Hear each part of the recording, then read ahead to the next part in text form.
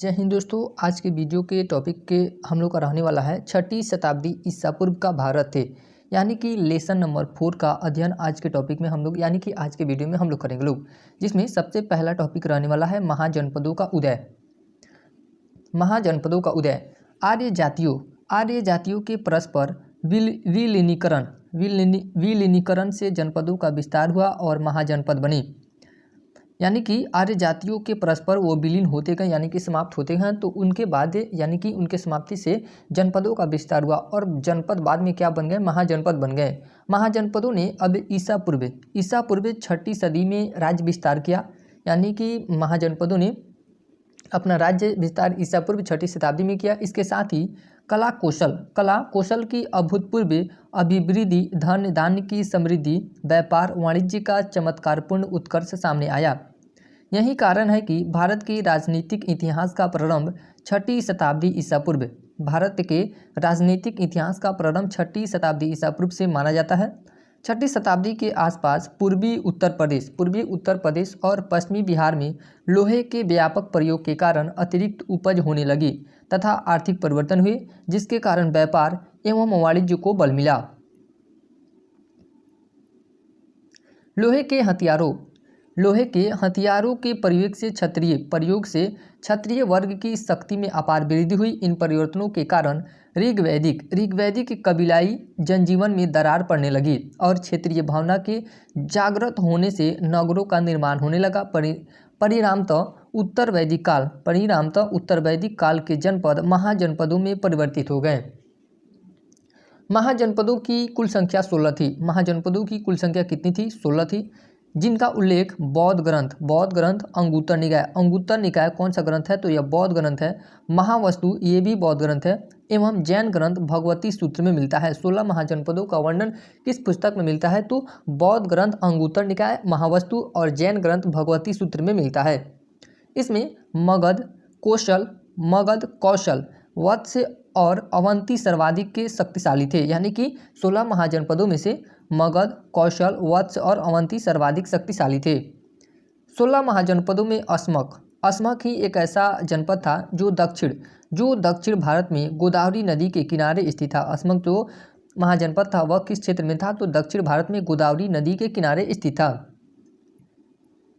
इन महाजनपदों में वज्जी एवं मल्ल में गणतंत्रात्मक व्यवस्था थी, जबकि शेष में राजतंत्रात्मक व्यवस्था थी। महापरिनिर्वाण सूक्त में 6 महानगरों की सूचना मिलती है और वह 6 महानगर कौन से हैं? तो चंपा, राजगिरी, श्रावस्ती, काशी, कौशाम्बी तथा साकेत। 6 कौन है? चंपा, राजगिरी, श्रावस्ती, काशी, कौशाम्बी तथा साकेत। इस काल में मगध ने अन्य महाजनपदों को जीतकर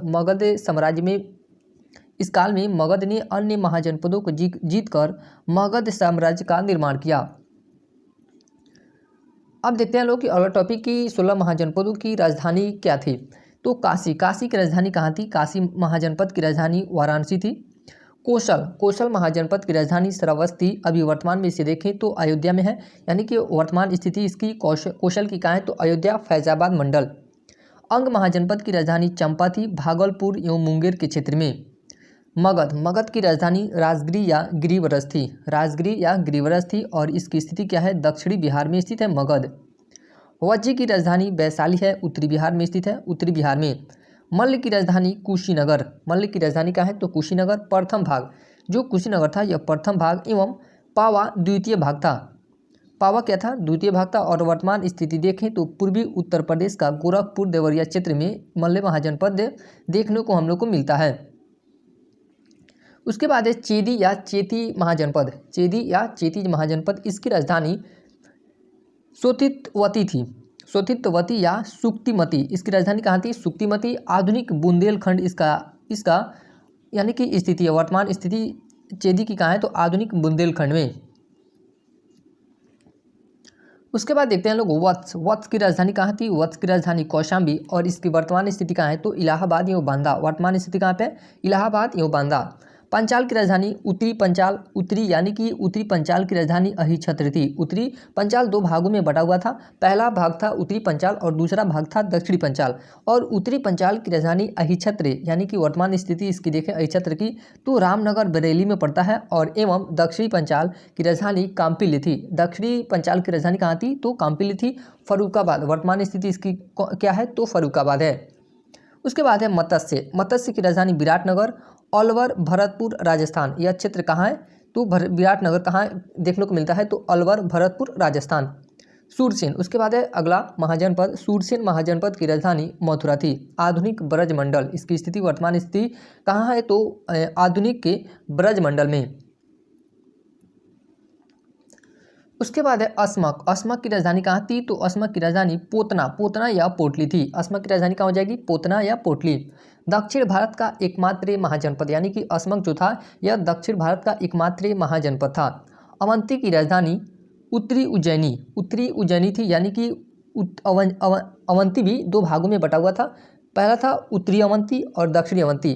तो उत्तरी अवंती की राजधानी उत्तरी उज्जैनी थी और दक्षिणी अवंती की राजधानी महिष्मती थी। दक्षिणी अवंती की राजधानी कहाँ थी तो महिष्मती थी। उसके बाद है गांधार। गांधार की राजधानी तक्षशिला थी। पेशावर तथा रावलपिंडी में वर्तमान स्थिति इसको देखने को मिलती है, पेशावर तथा रावलपिंडी। और यह दोनों स्थान कहाँ पे पेशावर तथा रावलपिंडी पाकिस्तान में है। कंबोज की राजधानी राजपुर, राजपुर या हाटक। बहुत सारे बुक में हाटक के ज़्यादा फेमस है, राजपुर बहुत कम ही बुक में दिया रहता है। तो कंबोज की राजधानी क्या हो जाएगी हाटक हो जाएगी। और इसकी वर्तमान स्थिति कश्मीर है। कुरु की राजधानी इंद्रप्रस्थ, कुरु की राजधानी कहाँ थी इंद्रप्रस्थ थी, मेरठ तथा दक्षिण पूर्व हरियाणा के क्षेत्र में। वैशाली का लिच्छवी गणराज्य, वैशाली का जो लिच्छवी गणराज्य था विश्व का प्रथम गणतंत्र माना जाता है। ये लाइन बहुत इंपॉर्टेंट है कि जो लिच्छवी गणराज्य था विश्व का प्रथम गणतंत्र माना जाता है। जो वज्जी संघ, जो वज्जी संघ की राजधानी था इसका गठन 500 ईसा पूर्व, इसका गठन 500 ईसा पूर्व में हुआ था। 4 शक्तिशाली महाजनपद थे, कौन कौन से यानी कि 16 महाजनपदों में से 4 ही सबसे ज़्यादा शक्तिशाली थे। पहला था मगध, उसके बाद कौशल, कौशल के बाद वत्स, वत्स के बाद अवंती। अब भी नोट पॉइंट देखते हैं लोग। नालंदा विश्वविद्यालय विश्व के प्राचीनतम विश्वविद्यालयों में से एक है। इसकी स्थापना गुप्त वंश, नालंदा विश्वविद्यालय की स्थापना गुप्त वंश के शासक के कुमारगुप्त प्रथम ने की थी। किसने किया था तो कुमारगुप्त प्रथम ने। विश्व का सबसे प्राचीन वैभवशाली महानगर पाटलिपुत्र है। विश्व का सबसे प्राचीन वैभवशाली महानगर कौन है तो पाटलिपुत्र है। अंगुत्तर निकाय में जिन 16 महाजनपदों का उल्लेख हुआ है उनका संक्षिप्त विवरण निम्न प्रकार है। यानी कि अंगुत्तर निकाय में 16 महाजनपदों का जो उल्लेख दिया गया है अब उनके बारे में हम लोग डिटेल्स में देखते हैं लोग। तो सबसे पहला आ जाएगा काशी।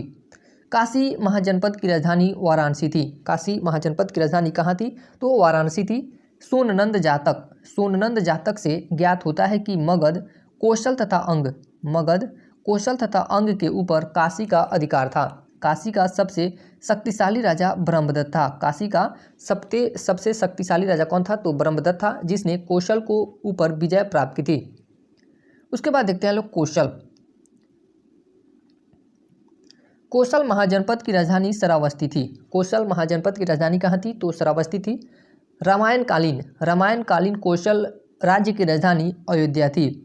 यह उत्तर प्रदेश में नेपाल से लेकर दक्षिण में सई नदी तक तथा पश्चिम में पंचाल से लेकर पूर्व में गंडक नदी तक फैला हुआ था। कौशल कहाँ से कहाँ तक फैला हुआ था तो नेपाल से उत्तर में यानी कि उत्तर में नेपाल से लेकर दक्षिण में सई नदी तक तथा पश्चिम में पंचाल से लेकर पूर्व में गंडक नदी तक फैला हुआ था। उसके बाद है अंग महाजनपद। अंग राज्य की राजधानी चंपा थी। अंग महाजनपद की राजधानी कहाँ थी तो चंपा थी। बुद्ध के समय तक चंपा की गणना भारत के 6 महानगरों, बुद्ध के समय तक के चंपा की गणना भारत के 6 महानगरों में की जाती थी। महापरिनिर्वाण सूक्त में चंपा के अतिरिक्त अन्य 5 महानगरों के नाम राजगिरी, श्रावस्ती, साकेत, कौशाम्बी तथा बनारस दिए गए हैं। प्राचीन काल में चंपा नगरी वैभव तथा व्यापार वाणिज्य के लिए प्रसिद्ध थी। उसके बाद है मगध, मगध महाजनपद। मगध की प्राचीन राजधानी राजगिरी या गिरिवरस थी। ये भी एग्जाम में बीपीएससी के एग्जाम में कितनी बार क्वेश्चन बना हुआ है कि मगध की प्राचीन राजधानी कहाँ थी, यानी कि पहली भी पूछता है कि मगध की पहली राजधानी कहाँ थी, तो राजगिरी या गिरिवरस थी। कालांतर में मगध की राजधानी पाटलिपुत्र स्थानांतरित हुई, यानी कि बाद में इसकी राजधानी कहाँ स्थानांतरित की गई, तो पाटलिपुत्र। यह उत्तर भारत का सर्वाधिक शक्तिशाली महाजनपद था। उसके बाद है वज्जी, यह 8 राज्यों का एक संघ था। जो वज्जी महाजनपद था यह 8 राज्यों का एक संघ था। इसमें वज्जी के अतिरिक्त वैशाली के लिच्छवी, मिथिला के विदेह तथा कुंडग्राम के ज्ञात्रिक विशेष रूप से प्रसिद्ध थे। बुद्ध के समय यह सबसे शक्तिशाली संघ था, यानी कि बुद्ध के काल में वज्जी था वह जो सबसे शक्तिशाली संघ था। उसके बाद है मल्ल महाजनपद। वज्जी संघ के समान यह भी एक संघ था, यानी कि वज्जी के समान ही यह कई राज्यों का एक संघ था, जिसमें पावा तथा कुशीनारा के मल्लों की शाखाएं सम्मिलित थी। कुश जातक में ओक्काक को वहाँ का राजा बताया गया है। कुश जातक यह पुस्तक का नाम है, जिसमें ओक्काक को वहाँ का राजा बताया गया है। उसके बाद है चेदी या चेती महाजनपद। इसकी राजधानी सुक्तिमती या शोथिवती थी। महाभारत काल में यहाँ का प्रसिद्ध शासक शिशुपाल था। महाभारत काल में चेदी का प्रसिद्ध शासक कौन था, तो शिशुपाल था, जिसका वध कृष्ण द्वारा किया गया। जिसका वध किसके द्वारा किया गया, तो कृष्ण के द्वारा किया गया। चेतीय जातक में यहाँ के एक राजा का नाम उपचर मिलता है। चेतीय जातक क्या है, तो ये पुस्तक का नाम है, उसमें यहाँ का एक राजा का नाम उपचर भी मिलता है। उसके बाद है वत्स महाजनपद। इसकी राजधानी कौशाम्बी थी। वत्स की राजधानी कहाँ थी, तो इसकी राजधानी कौशाम्बी थी। बुद्ध काल में यहाँ पौरव वंश का शासन था, जिसका शासन उदयन था। जिसका शासक कौन था, तो उदयन था। पुराणों के अनुसार उदयन के परंतप ने अंग की राजधानी चंपा को जीता था। पुराणों के अनुसार उदयन के पिता परंतप ने अंग की राजधानी चंपा को जीता था। उसके बाद देखते हैं लोग कुरु महाजनपद। इसकी राजधानी इंद्रप्रस्थ थी। इसकी राजधानी कहाँ थी, तो इंद्रप्रस्थ थी। बुद्ध के समय यहाँ के राजा कौरव थे। बुद्ध के समय यहाँ का राजा कौन था, तो कौरव्य था। पंचाल महाजनपद के बारे में देखते हैं लोग। प्रारंभ में इसके 2 भाग थे। पंचाल के प्रारंभ में कितने भाग थे, तो 2 भाग थे। उत्तरी पंचाल, जिसकी राजधानी अहिछत्र थी। उत्तरी पंचाल की राजधानी कहाँ थी, तो अहिछत्र थी। तथा दक्षिणी पंचाल की राजधानी काम्पिल्य थी। दक्षिणी पंचाल की राजधानी कहाँ थी, तो काम्पिल्य थी। उसके बाद है मत्स्य महाजनपद। यहाँ की राजधानी विराटनगर थी, यानी कि मत्स्य की राजधानी कहाँ थी, तो विराटनगर थी, जिसकी स्थापना विराट नामक राजा ने की थी। बुद्ध काल में इस राज्य का कोई राजनीतिक के महत्व नहीं था। बुद्ध काल में यानी कि मत्स्य का कोई राजनीतिक महत्व नहीं था। उसके बाद है सूरसेन महाजनपद। इसकी राजधानी मथुरा थी। सूरसेन महाजनपद की राजधानी कहाँ थी, तो मथुरा थी। प्राचीन यूनानी लेखक इस राज्य को सुरसेनोई तथा इसकी राजधानी को मेथुरा कहते थे। बुद्ध काल में यहाँ का राजा अवंतीपुत्र था। कौन था, अवंतीपुत्र था, जो बुद्ध के प्रमुख शिष्यों में से एक था। उसके बाद है अस्मक के महाजनपद। यह दक्षिण भारत का एकमात्र महाजनपद था। कौन, अस्मक। इसकी राजधानी पोतन या पोटली थी। इसकी राजधानी कहाँ थी, पोतन या पोटली थी। पुराणों से पता चलता है कि अस्मक के राजतंत्र की स्थापना इक्ष्वाकु वंशी शासकों ने किया था। उसके बाद है अवंती महाजनपद। उत्तरी अवंती की राजधानी उज्जैनी थी तथा दक्षिणी अवंती की राजधानी महिष्मती थी। दक्षिणी अवंती की राजधानी कहाँ थी, तो महिष्मती थी। राजनीतिक तथा आर्थिक दोनों ही दृष्टियों से उज्जैनी प्राचीन भारत का एक अत्यंत महत्वपूर्ण नगर था। कौन, उज्जैनी। यहाँ लोहे की खानें थी तथा लुहार इस्पात के उत्कृष्ट अस्त्र शस्त्र निर्मित करते थे। इस कारण यह राज्य सैनिक दृष्टि से अत्यंत सबल हो गया। उसके बाद है गंधार महाजनपद। गांधार महाजनपद, इसकी राजधानी तक्षशिला थी। इसकी राजधानी कहाँ थी? तो तक्षशिला थी। तक्षशिला प्रमुख व्यापारिक नगर होने के साथ साथ शिक्षा का भी प्रमुख केंद्र था। उसके बाद अगला महाजनपद है कम्बोज, इसकी राजधानी राजपुर, इसकी राजधानी राजपुर अथवा हाटक थी। यह गंधार का पड़ोसी राज्य था। प्राचीन समय में कम्बोज जनपद अपने श्रेष्ठ घोड़ों के लिए विख्यात था। जो कम्बोज था किस लिए विख्यात हो गया? तो प्राचीन समय में तो यह घोड़ों के लिए विख्यात हो गया। उसके बाद अगला टॉपिक है राजतंत्र और गणतंत्र में अंतर। राजतंत्र और गणतंत्र में अंतर देखते हैं लोग। तो राजतंत्र में एकमात्र शासक कृषकों से वसूले गए राजस्व का अधिकारी होता था, लेकिन गणतंत्र में राजस्व का मतलब क्या होता है? कर या टैक्स। राजस्व पर प्रत्येक कबीलाई कुलीन का अधिकार होता था, जिसे राजा कहा जाता था। प्रत्येक राजतंत्र में शासक के पास एक नियमित व्यावसायिक सेना होती थी। गणतंत्र शासन में प्रत्येक राजा अपने सेनापति के अधीन सेना का प्रबंध करने के लिए स्वतंत्र था। राजतंत्र में ब्राह्मण प्रभावशाली थे, लेकिन प्रारंभिक गणतंत्र में उनके लिए कोई स्थान नहीं था। गणतंत्र व्यवस्था में कुलीनों की समिति के अंतर्गत कार्य किया जाता था। किसके अंतर्गत? कुलीनों की समिति के अंतर्गत कार्य किया जाता था, जबकि राजतंत्र में निर्णय प्रक्रिया केवल एकमात्र शासक तक ही सीमित थी। अब ये अगला टॉपिक है बुद्ध के समय गणतंत्र। बुद्ध के समय कौन कौन से गणतंत्र थे? बुद्ध काल में 16 महाजनपदों के अलावा गंगा घाटी में कई गणतंत्रों के अस्तित्व के प्रमाण मिलते हैं। बुद्ध के समय 10 गणतंत्र थे। बुद्ध के समय कितने गणतंत्र थे? तो 10 गणतंत्र थे, जो इस प्रकार हैं। कपिलवस्तु के शाक्य गणतंत्र। सुमसुमारा के भग। कुछ अन्य स्रोतों में इसका नाम सुशुभारगिरी एवं सुमसुमगिरी भी मिलता है। यानी कि सुमसुमारा का कुछ अन्य स्रोतों में देखा जाए तो कौन कौन सा नाम मिलता है? तो एक नाम मिलता है सुमसुमगिरी और सुशुभारगिरी। अलकप के बुली गणतंत्र। केशपुत के कलाम गणतंत्र। बुद्ध के गुरु अलार कलाम जिनसे बुद्ध ने सांख्य दर्शन की दीक्षा ली थी। यानी कि बुद्ध के गुरु अलार कलाम इसी से संबंधित थे। केशपुत के जो कलाम गणतंत्र था उसी से अलार कलाम संबंधित थे। रामग्राम के कोलिय गणतंत्र। कुशीनारा के मल्ल गणतंत्र। पावा के मल्ल गणतंत्र। पिपलीवन के मौर्य गणतंत्र। वैशाली के लिच्छवी ये इंपॉर्टेंट है। वैशाली के लिच्छवी सर्वाधिक शक्तिशाली गणराज्य था। वैशाली का जो लिच्छवी गणराज्य था वह सारे गणराज्यों में सर्वाधिक के शक्तिशाली गणराज्य था। मिथिला के विदे। अब देखते हैं लोग कपिलवस्तु के शाक्य गणतंत्र। इसकी राजधानी कपिलवस्तु थी। इसकी राजधानी कहाँ थी? तो इसकी राजधानी कपिलवस्तु थी। इसे शाक्यवंशीय सुकृति ने प्रतिस्थापित करवाया था।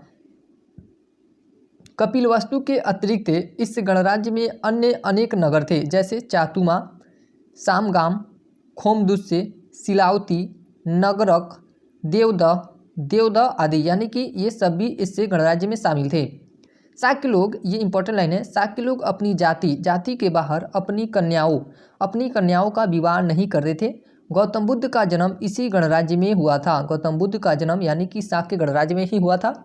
इस राज्य का विनाश कौशल नरेश विड्डूब द्वारा किया गया।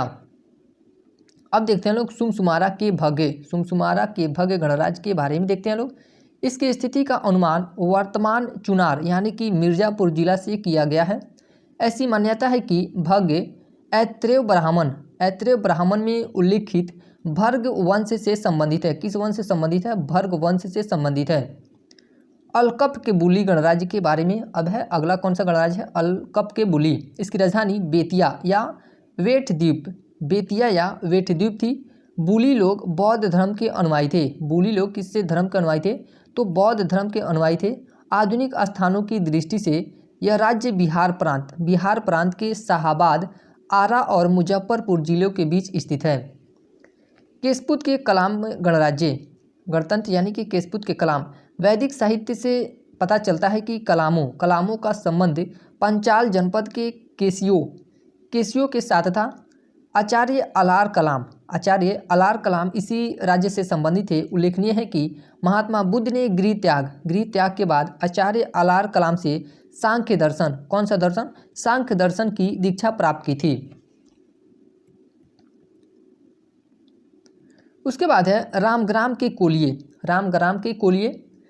कोलियों की राजधानी रामग्राम की पहचान वर्तमान गोरखपुर जिले में स्थित रामगढ़ ताल से की गई है। कोलिय गण के लोग अपनी पुलिस शक्ति के लिए प्रसिद्ध थे। कोलिय गण के लोग किस लिए प्रसिद्ध थे, तो अपनी पुलिस शक्ति के लिए प्रसिद्ध थे। उसके बाद है कुशीनारा के मल्ल। वाल्मीकि रामायण में मल्लों को लक्ष्मण के पुत्र चंद्रकेतुमल का वंशज कहा गया है। पावा आधुनिक कुशीनगर जिले में स्थित पड़रौना नामक स्थान था। मल्ल लोग सैनिक प्रवृत्ति के थे। जो मल्ल लोग थे वह किस प्रवृत्ति के थे, तो सैनिक प्रवृत्ति के थे। पिपलीवन के मौर्य। किंवदंती है कि मोरों के प्रदेश के निवासी होने के कारण इन्हें मौर्य कहा गया। मौर्य शब्द से ही मौर्य शब्द बना है। चंद्रगुप्त मौर्य इसी वंश के उत्पन्न हुआ था। चंद्रगुप्त जो मौर्य था इसी वंश से उत्पन्न हुआ था। उसके बाद है वैशाली के लिच्छवी गणराज्य। यह बुद्ध काल का सबसे बड़ा तथा शक्तिशाली राज्य था। लिच्छवी वज्जी संघ में स्वर प्रमुख था। इसकी राजधानी वैशाली मुजफ्फरपुर जिले के बसाड़ नामक स्थान में स्थित थी। महावग्ग जातक में वैशाली को एक धनी, समृद्धशाली तथा घनी आबादी वाला नगर कहा गया है। लिच्छियों ने महात्मा बुद्ध के निवास के लिए महावन में प्रसिद्ध कुटाग्रशाला का निर्माण करवाया था, जहां रहकर बुद्ध ने अपने उपदेश दिए। लिच्छवी का राजा चेटक था। लिच्छवी का राजा कौन था, तो राजा चेटक था। चेटक की पुत्री चेलना या छलना का विवाह मगध नरेश बिंबिसार के साथ हुआ था। महावीर की माता त्रिशला उसकी बहन थी। अब देखते हैं लोग मिथिला के विदेह के बारे में। यहाँ के राजा जनक अपनी शक्ति एवं दार्शनिक ज्ञान के लिए सुप्रसिद्ध थे। इनकी राजधानी मिथिला की पहचान वर्तमान जनकपुर से की जाती है। मिथिला की राजधानी कहाँ थी, तो जनकपुर थी। और अभी वर्तमान स्थिति इसका देखा जाए, विदेह की राजधानी मिथिला थी। विदेह की राजधानी कहाँ थी, तो मिथिला थी। और अभी वर्तमान स्थिति मिथिला की देखा जाए तो जनकपुर यानी कि उत्तर प्रदेश में पड़ता है। जनकपुर उत्तर प्रदेश में नहीं है। उसके बाद देखते हैं मगध साम्राज्य का उत्कर्ष।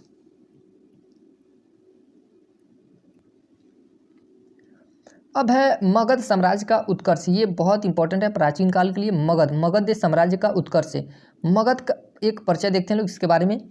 मगध प्राचीन भारत के 16 महाजनपदों में से एक था। 16 महाजनपदों में से यह एक था।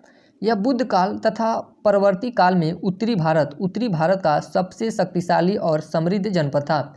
इसकी स्थिति मूलतः दक्षिण बिहार के क्षेत्र में थी। इसके अंतर्गत आधुनिक पटना एवं गया जिले शामिल थे। इसकी राजधानी गिरिव्रज थी। बाद में राजगिरी बनी, जो 5 पहाड़ियों से घिरी थी। जो राजगिरी थी वह कितने पहाड़ियों से घिरी हुई थी, तो 5 पहाड़ियों से घिरी थी।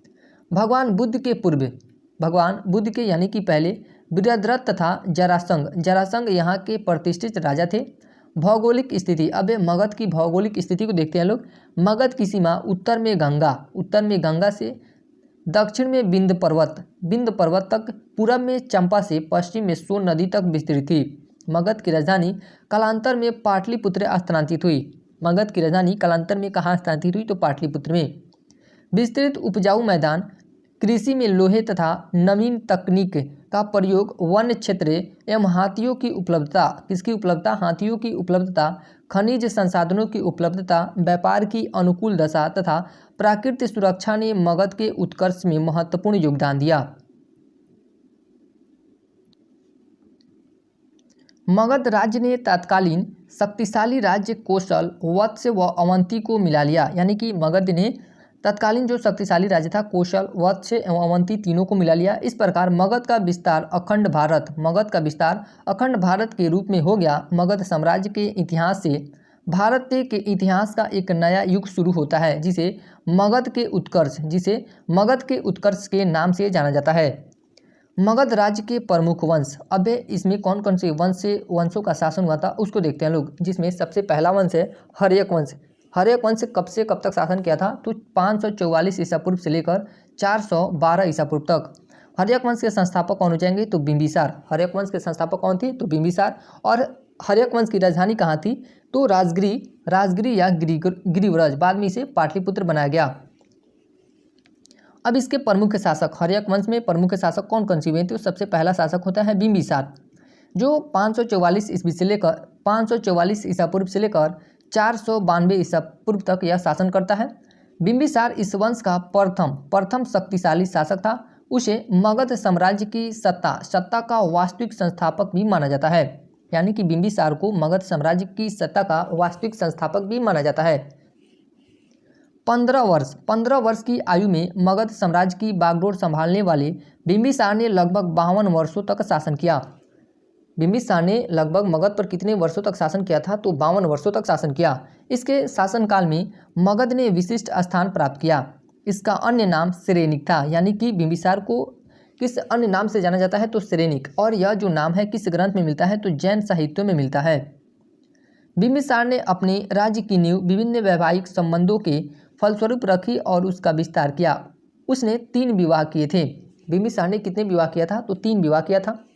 प्रथम पत्नी महाकोसला देवी थी। प्रथम पत्नी का नाम क्या था? महाकोसला देवी थी, जो कोसल राज्य की पुत्री और प्रसेनजीत की बहन थी। इनके साथ दहेज में काशी प्रांत मिला था।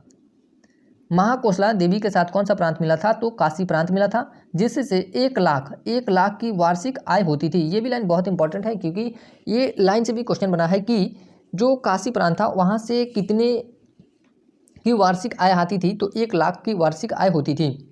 दूसरी पत्नी वैशाली की लिच्छवी राजकुमारी चेलना या छलना थी, जिससे अजातशत्रु का जन्म हुआ। अजातशत्रु का किससे जन्म हुआ था? तो लिच्छवी राजकुमारी थी, चेलना से जन्म हुआ था। तीसरी पत्नी क्षेमा पंजाब के मद्र कुल की राजकुमारी थी। तीसरी पत्नी का नाम क्या था इसका? तो क्षेमा था, जो पंजाब के मद्र कुल की राजकुमारी थी। बिंबिसार को वैवाहिक संबंधों से बड़ी राजनीतिक प्रतिष्ठा मिली और मगध को पश्चिम एवं उत्तर की ओर विस्तारित करने का मार्ग प्रशस्त हुआ। बिंबिसार ने अंगराज्य को जीतकर उसे मगध में मिला लिया तथा अपने पुत्र अजातशत्रु, इसका पुत्र कौन था बिंबिसार का? तो अजातशत्रु को वहां का शासक नियुक्त किया। अंग जीतने के बाद अंग का शासक किसे नियुक्त किया बिंबिसार ने? तो अजातशत्रु को। बिंबिसार ने अवंती के शासक चंद्रप्रदोत से मित्रता कर ली तथा अपने राजवैद्य जीवक को उसके इलाज के लिए भेजा। ये भी बहुत इंपॉर्टेंट लाइन है, ये भी स्टार यहाँ से भी क्वेश्चन बनता है कि सिर्फ यहाँ पे जीवक का नाम पूछता है कि बिंबिसार के राज दरबार में जो राजवैद्य था उसका नाम क्या था? तो जीवक। या तो यह पूछता है कि किस राजा को इलाज के लिए भेजा गया था? तो चंद्रप्रदोत हो जाएंगे। बिंबिसार की हत्या उसके पुत्र अजातशत्रु ने कर दी। बिंबिसार की हत्या किसने किया था? तो अजातशत्रु ने ही कर दी, और वह 492 ईसा पूर्व में मगध की राजगद्दी पर बैठा। अब देखते हैं लोग अजातशत्रु के बारे में। यह मगध साम्राज्य पर 492 ईसा पूर्व से लेकर 460 ईसा पूर्व तक शासन किया था। अजातशत्रु का कौशल नरेश प्रसेनजीत से युद्ध हुआ। प्रसेनजीत की पराजय हुई, परंतु बाद में दोनों में समझौता हो गया। प्रसेनजीत ने अपनी पुत्री वाजीरा का विवाह अजातशत्रु से किया। अजातशत्रु का उपनाम कुणिक था। अजातशत्रु का उपनाम क्या था? तो इसका नाम कुणिक था। अजातशत्रु जैन मतानुयायी था। अजातशत्रु किस धर्म को मानने वाला था? तो जैन धर्म को। अजातशत्रु का लिच्छवियों से युद्ध हुआ। किससे? लिच्छवियों से युद्ध हुआ। अपने कूटनीतिक मित्र वस्कार की सहायता से उसने लिच्छवियों पर भी विजय प्राप्त की। इस युद्ध में अजातशत्रु ने रथमूसल तथा महाशिलाकंटक नाम हथियारों का प्रयोग किया। बाद में काशी व वैशाली दोनों मगध के अंग बन गए। अजातशत्रु के समय अजातशत्रु के समय ही राजगिरी की सप्तपर्णी गुफा में प्रथम बौद्ध संगीति का आयोजन हुआ था। अजातशत्रु के समय में ही राजगिरी की सप्तपर्णी गुफा में ही प्रथम बौद्ध संगीति का आयोजन हुआ था। जब हम लोग ये बौद्ध धर्म पढ़ेंगे लोग तो उसमें चारों बौद्ध संगीतियों के बारे में अध्ययन करेंगे लोग। अजातशत्रु ने 32 वर्षों, कितने वर्षों तक, तो 32 वर्षों तक के मगध पर शासन किया। पुराणों के अनुसार 28 वर्ष, यानी कि पुराणों के अनुसार यह 28 वर्षों तक शासन किया था। 32 वर्षों तक शासन करने के बाद अजातशत्रु अपने पुत्र उदाइन द्वारा मार डाला गया, यानी कि अजातशत्रु को कौन मार दिया, तो उदाइन ने। अब देखते हैं लोग उदाइन का शासनकाल 460 ईसा पूर्व से लेकर 444 ईसा पूर्व तक रहा था। पुराणों एवं जैन ग्रंथों के अनुसार उदाइन ने गंगा तथा सोन नदियों के संगम तट पर पाटलिपुत्रे कुसुमपुरा नामक नगर की स्थापना की तथा उसे अपनी राजधानी बनाया। वह जैन मतानुयायी था। जो उदाइन था ये भी जैन मतानुयायी था। अब ये नोट पर देखते हैं लोग कि हर्यक वंश का अंतिम राजा उदाइन का पुत्र नागदशक था। हर्यक वंश का अंतिम राजा था। इसको उसके अमात्य शिशुनाग ने पदच्युत कर मगध की गद्दी पर अधिकार कर लिया और शिशुनाग नामक एक नए वंश की नींव रखी। अब ये अगला वंश से देखते हैं लोग शिशुनाग वंश से मगध पर कितने दिनों तक शासन किया था, तो 412 ईसा पूर्व से लेकर 344 ईसा पूर्व तक। 412 ईसा पूर्व से लेकर 344 ईसा पूर्व तक। इस वंश का संस्थापक शिशुनाग को माना जाता है। किसे माना जाता है? शिशुनाग को माना जाता है। इसी के नाम पर इस वंश का नाम शिशुनाग वंश पड़ा। अब एक प्रमुख शासक देखते हैं लोग, जिसमें सबसे पहला शासक आएगा शिशुनाग, जिसका शासनकाल 412 ईस्वी से लेकर 394 ईसा पूर्व तक रहा था। 412 ईसा पूर्व से लेकर 394 ईसा पूर्व तक। इसे अवंती तथा वत्स राज्य पर अधिकार कर उसे मगध साम्राज्य में मिला लिया।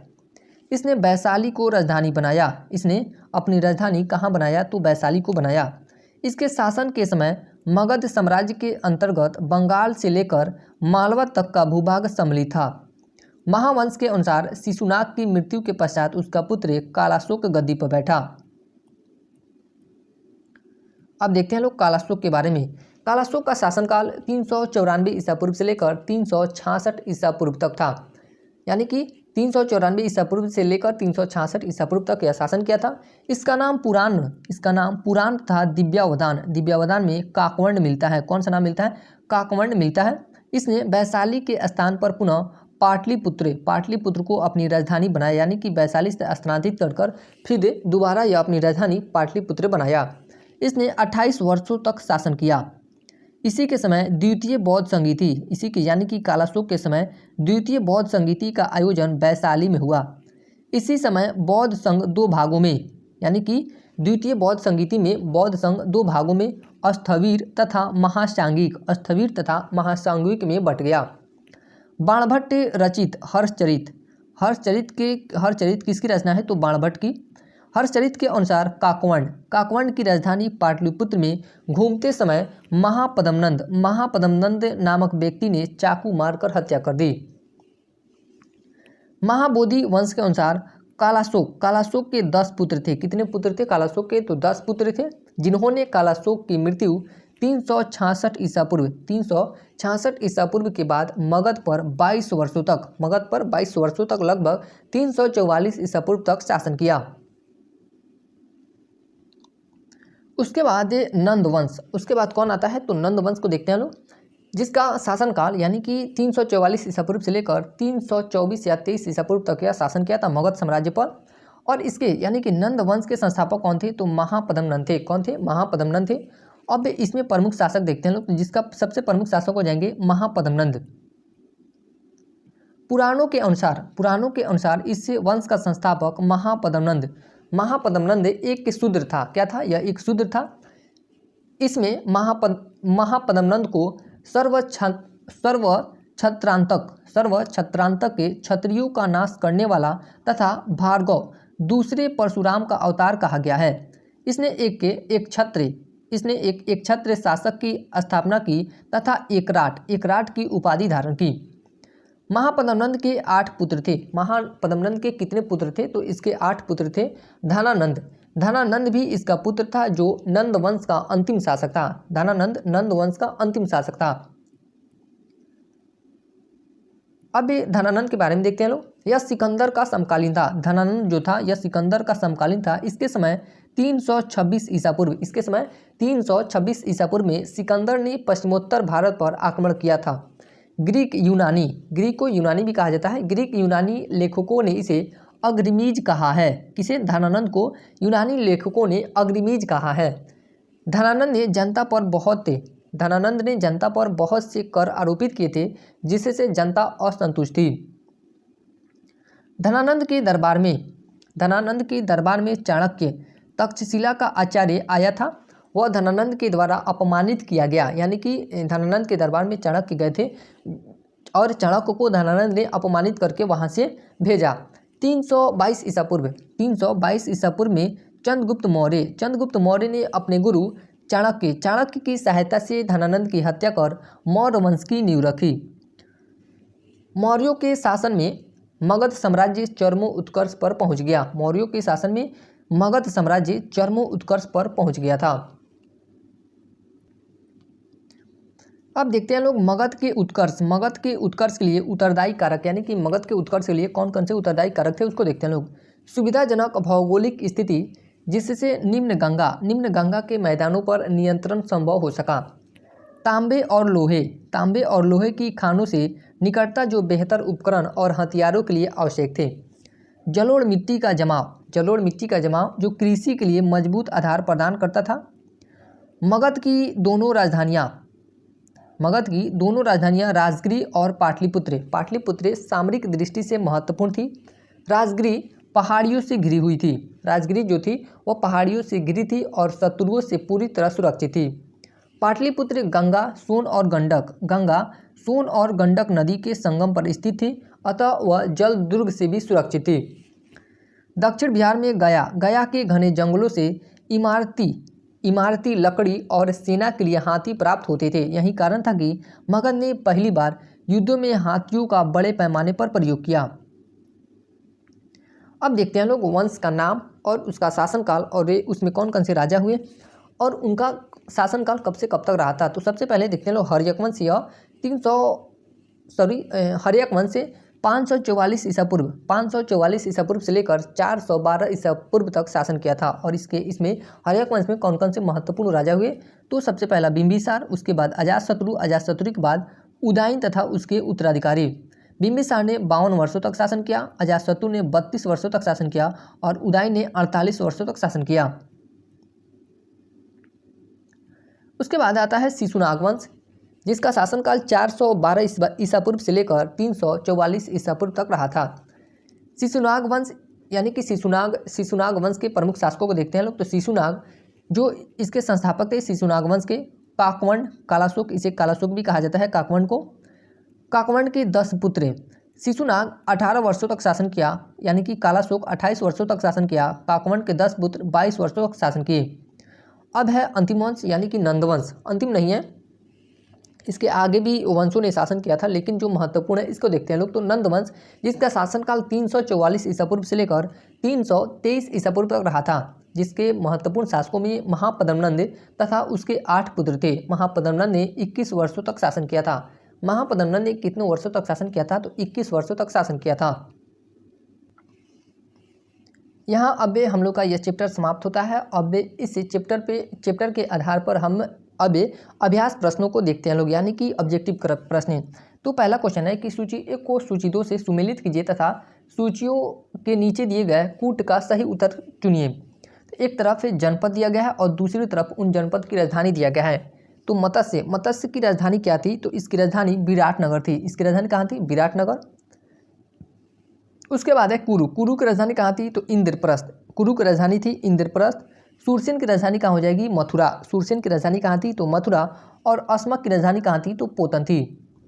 अब ऑप्शन में देखें, ऑप्शन इसका क्या हो जाएगा, सी नंबर। इसका ऑप्शन क्या हो जाएगा, सी नंबर 3 4 1 2। उसके बाद अगला प्रश्न है कि बराबर पहाड़ी की गुफाओं के विषय में निम्न में से कौन सा सही नहीं है। यहाँ पे क्या पूछ रहा है कि कौन सा कथन है जो सही नहीं है। तो पहला कथन देखते हैं लोग, बराबर पहाड़ी पर कुल 4 गुफाएं हैं। बराबर पहाड़ी पर कुल 4 गुफाएं, ये सही है। 3 गुफाओं की दीवार पर अशोक के अभिलेख उत्कीर्ण है, ये भी कथन सत्य है। 3 गुफाओं की दीवार पर अशोक के अभिलेख उत्कीर्ण है, ये भी कथन क्या है, सही है। उसके बाद है तीसरा कथन कर रहा है कि ये अभिलेख इन गुफाओं को आजीविकाओं को समर्पित होने का उल्लेख करते हैं, ये भी कथन सही है। यानी कि 3 कथन जब सही हो जा रहा है तो चौथा कथन गलत हो जाएगा। ये अभिलेख ईसा पूर्व 6ठी शताब्दी के हैं, ये कथन क्या है, गलत है। उसके बाद तीसरा क्वेश्चन देखते हैं लोग कि 6ठी शताब्दी ईसा पूर्व का मत्स्य महाजनपद स्थित था, तो यह कहाँ स्थित था, तो राजस्थान में। यह कहाँ स्थित है, तो राजस्थान में था। अगला क्वेश्चन है कि गौतम बुद्ध के समय प्रसिद्ध वैद्य जीवक किसके दरबार से संबंधित था। जो जीवक था वह किसके दरबार से संबंधित था, तो वह बिंबिसार के दरबार से संबंधित था। और जो चंद्रप्रद्योत थे उनके इलाज के लिए बिंबिसार ने जीवक को भेजा था। उसके बाद अगला क्वेश्चन देखते हैं लोग 5वां नंबर, मगध के किससे प्रारंभिक शासक ने राज्यरोहण के लिए अपने पिता की हत्या की एवं स्वयं भी इसी कारणवश मारा गया। तो इसका सही आंसर क्या हो जाएगा, अजातशत्रु ने बिंबिसार की हत्या की। और अजातशत्रु की हत्या किसने कर दिया, तो उदयन ने कर दिया। उसके बाद अगला क्वेश्चन है कि मगध शासक बिंबिसार का चिकित्सक कौन था, तो इनका चिकित्सक जीवक था। कौन था, जीवक था। 7वां नंबर क्वेश्चन है कि प्राचीन महाजनपद मगध की प्रथम राजधानी कौन थी। तो इसका सही आंसर क्या हो जाएगा, उपयुक्त में से कोई नहीं है, उपयुक्त में से एक से अधिक, यानी कि इसमें नहीं दिया गया है। अभी जो दिया गया है तो वर्तमान पाटलिपुत्र दिया गया है, तो लेकिन पाटलिपुत्र नहीं होगा। इसकी प्रथम राजधानी हो जाएगी राजगिरी हो जाएगी, या गिरिव्रज, इसे गिरिव्रज भी कहा जाता था। प्राचीन महाजनपद मगध की प्रथम राजधानी कौन हो जाएगी, तो राजगिरी या गिरिव्रज। 8वां नंबर क्वेश्चन कर रहा है कि मगध की प्रारंभिक राजधानी कौन सी थी। तो राजगिरी या गिरिव्रज थी। अगला क्वेश्चन है कि अजातशत्रु के वंश का नाम क्या था। तो अजातशत्रु के वंश का नाम हर्यक वंश था। यह हर्यक वंश से संबंधित था। अगला क्वेश्चन कर रहा है कि प्राचीन भारतीय महाजनपदों के बारे में निम्नलिखित कथनों में से कौन सा कथन जो है वह सही है। कौन सा कथन सही है, तो इसके देखते हैं लोग कि सभी महाजनपद अल्पतंत्रीय थे, जहां शक्ति का प्रयोग लोगों के एक समूह द्वारा किया जाता था, ये कथन गलत है। सभी महाजनपद पूर्वी भारत में अवस्थित है, ये भी कथन गलत है। महाजनपद कोई सेना नहीं रखते थे, ये भी कथन गलत है। यानी सेना रखते थे, उनका सेना भी होता था, ऊपर पड़े हैं लोग। उसके बाद महाजनपद पूर्वी भारत में नहीं, बाकी उत्तर भारत, दक्षिण भारत चारों थे। बौद्ध एवं जैन ग्रंथों में 16 महाजनपदों को सूचीबद्ध किया गया है, ये कथन सत्य है। अंगुत्तर निकाय और भगवती सूत्र में 16 महाजनपदों का उल्लेख मिलता है। उसके बाद अगला क्वेश्चन देखते हैं लोग 11 नंबर की सूची 1 को सूची 2 से सुमिलित कीजिए तथा नीचे दिए गए कूट का सही उत्तर चयन करें। एक तरफ प्राचीन जनपद दिया गया है और दूसरी तरफ क्या दिया गया, राजधानी। तो कुरु की राजधानी क्या हो जाएगी, तो कुरु की राजधानी थी इंद्रप्रस्थ। कुरु की राजधानी कहाँ थी, इंद्रप्रस्थ थी। पंचाल की राजधानी अहिछत्र थी। कौशल की राजधानी श्रावस्ती थी। और वत्स की राजधानी कौशाम्बी थी। वत्स की राजधानी कहाँ थी, तो कौशाम्बी थी। तो इसका सही आंसर क्या हो जाएगा, इसका सही आंसर देखें तो बी नंबर, यानी कि 4, 3, 1, 2 हो जाएगा। बी नंबर इसका सही आंसर हो जाएगा। अगला क्वेश्चन कर रहा है 12 नंबर, उज्जैन का प्राचीन काल में नाम क्या था। तो इसका नाम अवंतिका था। अवंतिका था। 13 नंबर क्वेश्चन देखते हैं लोग कि विश्व का पहला गणतंत्र वैशाली में किसके द्वारा स्थापित किया गया। तो यह किसके द्वारा स्थापित किया गया था, तो लिच्छवी के द्वारा वैशाली को स्थापित किया गया था। अगला क्वेश्चन 14 नंबर है कि निम्नलिखित में से कौन सा एक ईसा पूर्व 6ठी शताब्दी के प्रारंभ में भारत का सर्वाधिक शक्तिशाली राज्य था। तो मगध जो राज्य था, मगध साम्राज्य, यह ईसा पूर्व 6ठी शताब्दी के प्रारंभ में भारत का सर्वाधिक शक्तिशाली राज्य था। ये लेसन हम लोग का समाप्त होता है और यहाँ पे आंसर शीट है, आप लोग अपना क्रॉस चेक कर सकते हैं लोग। उसके बाद इसी वीडियो में हम लोग ये 5वां लेसन का भी अध्ययन करते हैं लोग, क्योंकि यह ज़्यादा बड़ा लेसन नहीं है, 2-3 पेज का यह अगर इसका अलग सेपरेट वीडियो बनाएंगे तो ज़्यादा से ज़्यादा 20 या 25 मिनट का ही वीडियो बन पाएगा। तो इसी वीडियो में हम लोग ये आराम से पढ़ लेते हैं लोग। तो इस लेसन का नाम क्या रहेगा? इस लेसन का नाम है कि प्राचीन भारत पर विदेशी आक्रमण। लेसन का नाम क्या है? प्राचीन भारत पर विदेशी आक्रमण। और यह 5वां लेसन है, प्राचीन भारत पर विदेशी आक्रमण। इसे हम 2 भागों में बांट सकते हैं, यानी कि 2 आक्रमणकारियों ने आक्रमण किया था। पहला हखामनी या ईरानी आक्रमण, दूसरा यूनानी आक्रमण। प्राग के मौर्य युग में मगध सम्राटों का अधिकार क्षेत्र भारत के पश्चिमोत्तर प्रदेश तक विस्तृत नहीं हो पाया था। जिस समय मध्य भारत के राज्य मगध साम्राज्य की विस्तारवादी नीति का शिकार हो रहे थे, पश्चिमोत्तर प्रांतों में अराजकता एवं अव्यवस्था का वातावरण व्याप्त था। यह क्षेत्र अनेक छोटे बड़े राज्यों में विभक्त था, जिसमें कंबोज, कंधार एवं मद्र प्रमुख थे। इन क्षेत्रों में कोई ऐसी सार्वभौम शक्ति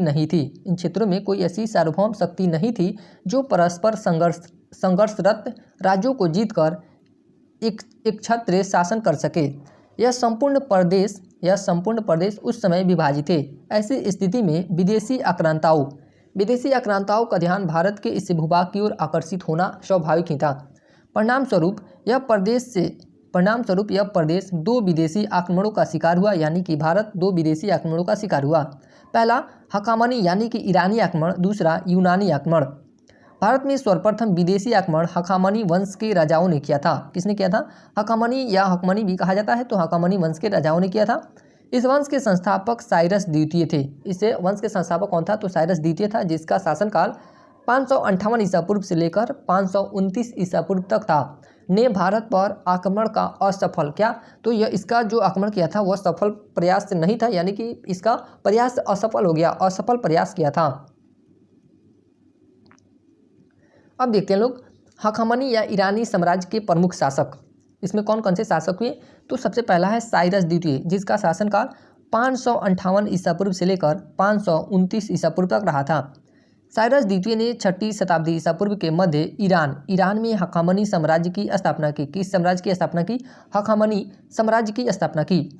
साइरस द्वितीय एक महत्वाकांक्षी शासक था, अतः थोड़े ही समय में वह पश्चिमी एशिया का सर्वाधिक शक्तिशाली शासक बन गया। साइरस ने सिंध के पश्चिम में भारत के सीमावर्ती क्षेत्र की विजय की। प्लिनी के विवरण से ज्ञात होता है कि साइरस ने कपीसा नगर को ध्वस्त किया था। साइरस की मृत्यु कैस्पियन क्षेत्र के डरबाइक नामक एक पूर्वी जनजाति के विरुद्ध लड़ते हुए हुई तथा उसके पुत्र कैम्बिसीज द्वितीय। साइरस से द्वितीय का पुत्र कौन था? तो कैम्बिसीज द्वितीय, जिसका शासनकाल 529 ईसा पूर्व से लेकर 522 ईसा पूर्व तक था। उसके साम्राज्य का उत्तराधिकारी हुआ। वह गृह युद्धों में उलझा रहा और उसके समय में हखामनी साम्राज्य का भारत की ओर कोई विस्तार ना हो सका। उसके बाद अगला शासक है दारा प्रथम या इसे डेरियस प्रथम के भी नाम से जाना जाता है।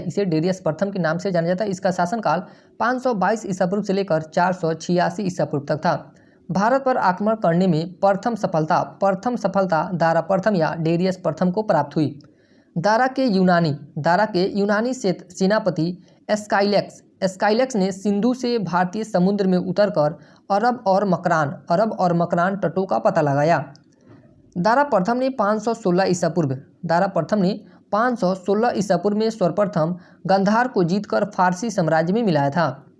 भारत का पश्चिमोत्तर भाग दारा के साम्राज्य का 20वां प्रांत हेरोडोटस के अनुसार, यानी कि ये भी लाइन बहुत इंपॉर्टेंट है कि भारत का पश्चिमोत्तर भाग दारा के साम्राज्य का 20वां प्रांत था। और यह जो 20वां प्रांत था किसके अनुसार? तो हेरोडोटस के अनुसार।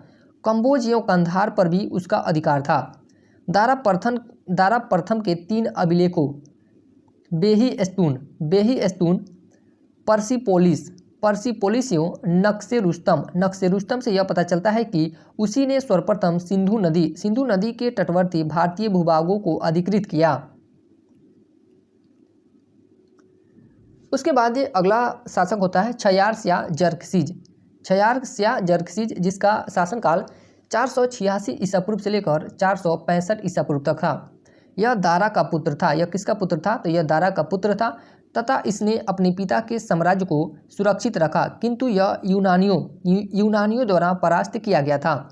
इसने अपनी फौज में भारतीयों को भी शामिल किया। जरकसिज के उत्तराधिकारी तथा पारसिक साम्राज्य का विनाश। जरकसिज की मृत्यु के पश्चात उसके तात्कालिक उत्तराधिकारी क्रमशः अर्तजर्कसिज प्रथम एवं अर्तजर्कसिज द्वितीय हुए। साक्ष्यों से पता चलता है कि इन्हें उत्तराधिकारियों द्वारा दारा प्रथम द्वारा निर्मित साम्राज्य को सुरक्षित रखा गया। पारसिकों का अंतिम सम्राट थे दारा तृतीय। पारसिकों का अंतिम सम्राट कौन था? तो दारा तृतीय था, जिसका शासनकाल 360 ईसा पूर्व से लेकर 330 ईसा पूर्व तक रहा था। दारा तृतीय को यूनानी सिकंदर ने अरबेला या गौगामेला के युद्ध कब हुआ था? 331 ईसा पूर्व में बुरी तरह परास्त किया। दारा तृतीय को यूनानी सिकंदर जो था अरबेला या गौगामेला के युद्ध में बुरी तरह परास्त किया और यह युद्ध 331 ईसा पूर्व में हुआ था। इस प्रकार पारसिकों का विनाश हुआ। हकामनी ईरानियों द्वारा भारतीय क्षेत्रों पर आक्रमण के कारण। अब ईरानियों द्वारा देखते हैं लोग कि भारतीय क्षेत्रों पर उनका आक्रमण। ईरानी सम्राटों की पश्चिम में सुदृढ़ता। आक्रमण के कारण क्या थे? भारतीय क्षेत्रों में उनका कारण क्या था? तो ईरानी सम्राटों की पश्चिम में सुदृढ़ता, भारत के पश्चिमोत्तर राज्यों की अस्थिर और अराजक राजनीतिक परिस्थितियाँ, पश्चिमोत्तर सीमा प्रांतों का सामरिक और आर्थिक महत्व, उत्तरापथ मार्ग पर नियंत्रण करने की इच्छा शक्ति। हकामनी ईरानी आक्रमण का भारत पर क्या प्रभाव पड़ा? अब प्रभाव को देखते हैं लोग। ईरानी आक्रमण का भारत पर निम्नलिखित प्रभाव पड़ा।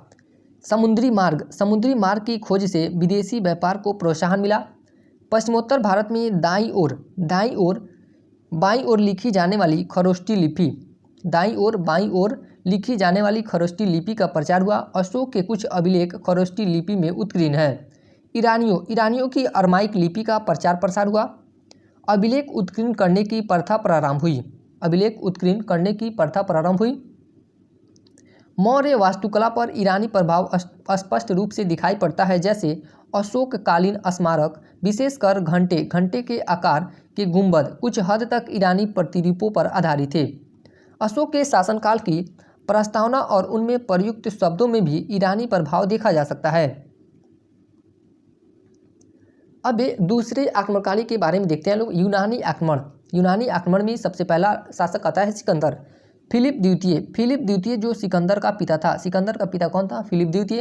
359 ईसा पूर्व में मकदूनिया का शासक बना। कहाँ का शासक बना? तो मकदूनिया का शासक बना। पिता की मृत्यु के पश्चात सिकंदर लगभग 20 वर्ष की अल्पायु में ही सिंहासनारूढ़ हुआ। वह अरस्तु का शिष्य था। जो सिकंदर था यह किसका शिष्य था? तो अरस्तु का शिष्य था। यूनानी शासक मकदूनियाई शासक सिकंदर का भारत पर आक्रमण लगभग 326 ईसा पूर्व कब हुआ था? तो 326 ईसा पूर्व में हुआ। इस समय उत्तर भारत पर मगध साम्राज्य नंद वंश का शासन था। किसका शासन था? नंद वंश का शासन था। भारत विजय अभियान के तहत सिकंदर 326 ईसा पूर्व में बल्क यानी कि बैक्टीरिया वर्तमान अफगानिस्तान का क्षेत्र है। जो बैक्टीरिया है कहाँ है? तो वर्तमान अफगानिस्तान का क्षेत्र को जीतने के बाद काबुल होता हुआ हिंदुकुश पर्वत इसे खैबर दर्रा यानी कि वर्तमान में इसकी स्थिति देखें तो खैबर दर्रा पार कर भारत आया। सिंधु नदी पार करने के बाद सिंधु और झेलम नदियों के बीच फैले तक्षशिला राज्य के शासक आम्भी ने आत्मसमर्पण के साथ उसका स्वागत करते हुए उसे सहयोग का वचन दिया। सिकंदर के आक्रमण के समय अश्वक एक सीमांत गणराज्य था। अश्वक जो था यह क्या था? तो सीमांत गणराज्य था, जिसकी राजधानी मशक थी। जिसकी राजधानी क्या थी? मशक थी। यूनानी लेखकों के अनुसार सिकंदर के विरुद्ध हुए युद्ध में बड़ी संख्या में पुरुष सैनिकों के मारे जाने के बाद वहां की स्त्रियों ने शस्त्र धारण किया था। इसी विवरण से पता चलता है कि सिकंदर ने इसे नगर की समस्त स्त्रियों को मौत के घाट उतार दिया था। सिकंदर को पंजाब यानी कि झेलम तथा चिनाब का मध्यवर्ती क्षेत्र के शासक पोरस के साथ युद्ध करना पड़ा, जिसे हाइडेस्पीज या बीतस्तता के युद्ध के नाम से जाना जाता है। इस युद्ध में पोरस की पराजय हुई थी। यानी कि सिकंदर जो था वह जब भारत आ रहा था तो उस समय पंजाब के शासक कौन थे, तो पोरस थे। उसके साथ हाइडेस्पीज का युद्ध होता है सिकंदर के साथ और उसमें पोरस से हार जाते हैं। 19 महीने तक भारत में रहने के बाद सिकंदर की सेना ने ब्यास नदी के पश्चिमी तट पर पहुंचकर उसको पार करने से मना कर दिया। सिकंदर कितने महीने तक भारत में रहा था, तो 19 महीनों तक भारत में रहा था। सिकंदर विजित प्रदेशों यानी कि जीते हुए प्रदेशों को अपने सेनापति फिलिप को सौंपकर स्थल मार्ग द्वारा 325 ईसा पूर्व में भारत से लौट गया। सिकंदर ने 2 नगरों की स्थापना की। सिकंदर ने कितने नगरों की स्थापना की, तो 2 नगरों की स्थापना की। पहला था निकैया विजय प्राप्त करने के उपलक्ष्य में इसे नगर की स्थापना की गई थी। दूसरा था बहुकेफला अपने प्रिय घोड़े के नाम पर। सिकंदर की मृत्यु 323 ईसा पूर्व में बेबीलोन में 33 वर्ष की अवस्था में हो गई। सिकंदर के साथ आने वाले लेखकों में कौन थे, तो नियार्कस, ओनेसिक्रिटस तथा अरिस्टोब्यूलस के विवरण अधिक प्रमाणिक एवं विश्वसनीय हैं। भारत में सिकंदर की सफलता का कारण क्या थे, तो सिकंदर की सफलता के प्रमुख कारण में से एक था भारत में किसी एक केंद्रीय सत्ता का अभाव, यानी कि भारत में कोई एक राजा शासन उस समय नहीं कर रहा था। इतिहासकार डॉक्टर हेमचंद्र राय चौधरी ने उस समय यहाँ 28 स्वतंत्र शक्तियों का उल्लेख किया है, अर्थात राज्य किसी एक केंद्रीय सत्ता के अधीन नहीं थे। दूसरा महत्वपूर्ण कारण था सिकंदर की सेना का शक्तिशाली होना, यानी कि सिकंदर का सेना जो थी वह बहुत शक्तिशाली थी। उसकी सेना में तेज तर्रार घोड़ों की बहुलता थी। आंधी जैसे देशद्रोहियों का सहयोग भी उसकी सफलता का एक बहुत बड़ा कारण था। सिकंदर के आक्रमण का भारत पर प्रभाव, यानी कि जब सिकंदर आक्रमण किया था तो भारत पर उसमें क्या क्या प्रभाव पड़े थे।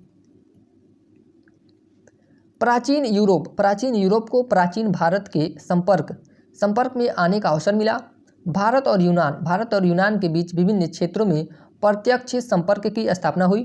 पश्चिमोत्तर भारत में अनेक छोटे छोटे राज्यों का एकीकरण हुआ। सिकंदर के अभियान से अनेक स्थल और जलमार्ग खुले जो आज भी भारतीय व्यापार में अहम योगदान दे रहे हैं। भारतीयों ने यूनानियों से छत्रप प्रणाली और मुद्रा निर्माण की कला को ग्रहण किया। उलुक शैली के सिक्के इसी के परिणाम थे। भारत में गंधार शैली की कला का विकास यूनानी प्रभाव का ही परिणाम था। इसमें भारतीय यूनानी कला का सम्मिश्रण दिखता है। उसके बाद इस चैप्टर का अब हम लोग अभ्यास प्रश्न देखते हैं जिसमें पहला क्वेश्चन है कि सिकंदर के आक्रमण के समय उत्तर भारत पर निम्नलिखित राजवंशों में से किसका एक शासन था। यानी कि जब सिकंदर आक्रमण किया था तो उस समय भारत पर किस वंश का शासन था, तो उस समय नंद वंश का शासन था और राजा कौन था, तो धनानंद था। दूसरा क्वेश्चन है कि निम्नलिखित में से कौन सिकंदर के साथ भारत में नहीं आया था। यानी कि 4 ऑप्शन दिया गया है, उसमें से पूछ रहा है कि कौन सिकंदर के साथ भारत नहीं आया था, तो डायमेकस सिकंदर के साथ भारत नहीं आया था। नियार्कस आया था, ओनेसिक्रिटस और अरिस्टोब्यूलस भी, यानी कि तीनों ये सिकंदर के साथ ही आए थे। अगला क्वेश्चन है कि भारत में सिकंदर की सफलता निम्न कारणों से थी, यानी कि कथन दिया गया है और वहाँ पे सही उत्तर का चयन करना है। नीचे दिए गए कूट से सही उत्तर का चयन करना है। तो पहला कथन देखते हैं लोग कि उस समय भारत में कोई केंद्रीय सत्ता नहीं थी। उसकी फौज बेहतर थी। उसे भारतीय शासकों से भी सहायता मिली। वह एक अच्छा प्रशासक था। यानी कि इसका सही आंसर क्या हो जाएगा, 2, 3, 4 इसका सही आंसर हो जाएगा। यानी कि जो पहला है गलत हो जाएगा। उस समय भारत में कोई केंद्रीय सत्ता नहीं थी। केंद्रीय सत्ता थी बट यह उतनी मजबूत नहीं थी कि सिकंदर की सेनाओं का सिकंदर की सेनाओं का मुकाबला कर सके। तो इस वजह से यह ऑप्शन नहीं होगा। इसका सही आंसर क्या हो जाएगा कि 2, 3 और 4 सही है। अब अगला क्वेश्चन देखते हैं लोग कि चौथा नंबर क्वेश्चन कर रहा है कि निम्नलिखित कथनों पर विचार कीजिए। पहला कथन है कि लगभग 2 वर्ष के अभियान के पश्चात सिकंदर महान ने 325 ईसा पूर्व में भारत छोड़ दिया। क्या किया? भारत छोड़ दिया। और कारण दिया गया कि वह पोरस से पराजित हुआ था। इसका सही आंसर हो जाएगा कि ए सही है, यानी कि 325 ईसा पूर्व में वह भारत छोड़ दिया था, परंतु आर गलत है। वह पोरस से पराजित नहीं हुआ था, क्योंकि पोरस उससे पराजित हो गए थे। सिकंदर ने पोरस को पराजित कर दिया था। तो इसका सही आंसर क्या हो जाएगा? C number. अब ये पांचवा क्वेश्चन देखते हैं कि प्राचीन नगर तक्षशिला निम्नलिखित में से किन के बीच स्थित है, यानी कि किन नदियों के बीच तक्षशिला स्थित है। तो सिंधु तथा झेलम नदियों के बीच तक्षशिला स्थित है। उसके बाद छठा नंबर क्वेश्चन है कि युद्ध भूमि में बड़ी संख्या में सैनिकों के मारे जाने अथवा आहत हो जाने के बाद किस भारतीय गण अथवा राज्य की स्त्रियों ने सिकंदर के विरुद्ध शस्त्र धारण किया था। तो अश्वक था, यहाँ की स्त्रियों ने शस्त्र धारण किया था। सातवां नंबर क्वेश्चन देखते हैं लोग कि यूनानी आक्रमण से संबंधित निम्नलिखित में से कौन सा कथन सत्य है। यहाँ पे कौन सा कथन सत्य पूछ रहा है कि सत्य कथन पूछ रहा है। तो पहला कथन है कि झेलम वितस्तता के युद्ध को हाइडेस्पिज युद्ध के नाम से भी जाना जाता है। ये कथन सत्य है। प्रथम यूनानी आक्रमण के समय तक्षशिला का शासक आम्भी था। कौन था? आम्भी था। ये भी कथन सत्य है। ये भी कथन क्या है? तो सत्य है। तो इसका सही आंसर क्या हो जाएगा? 1 और 2 दोनों कथन सत्य है। 1 और 2 दोनों कथन सत्य है। अब 8वां नंबर क्वेश्चन देखते हैं लोग कि निम्नलिखित कथनों पर विचार कीजिए। तो पहला कथन कह रहा है कि सिकंदर विजित प्रदेशों को अपने सेनापति नियारकस को सौंपकर भारत से लौट गया। ये कथन क्या है? सत्य है। नियारकस सिकंदर का जल सेनापति था। सिकंदर जो नियारकस से क्या था? तो यह जल सेनापति नहीं था। इसका सही आंसर क्या हो जाएगा? यहाँ पे नियारकस, ये पहला कथन गलत हो जाएगा, क्योंकि नियारकस को नहीं दिया था। पहला कथन क्या हो जाएगा?